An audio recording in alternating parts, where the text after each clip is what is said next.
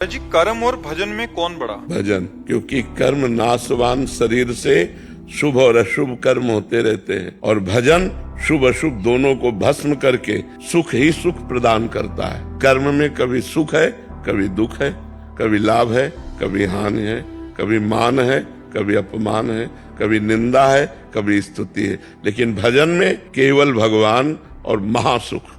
कर्म की ताकत नहीं कि अविनाशी पद प्रदान कर सके, भजन की ताकत है कि वो अविनाशी पद प्रदान करेगा। कर्म तुम्हारा अच्छा से अच्छा बनेगा तो स्वर्ग लोक जाओगे, वहां पुण्य भोग कर फिर मृत्यु लोक आओगे। लेकिन अच्छा भजन बन गया तो भगवान को प्राप्त हो जाओगे। कर्म से बड़ा भजन है।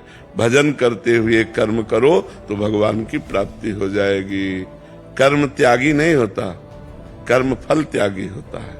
भजन करते हुए जो कर्म किया जाता है वो भगवान की प्राप्ति कराता है, और जो केवल कर्म किया जाता है वो अवश्य में वो भोक्तव्यम कृतम कर्म शुभाशुभम, शुभ और अशुभ कर्म जो बनेगा उसे भोगना पड़ेगा।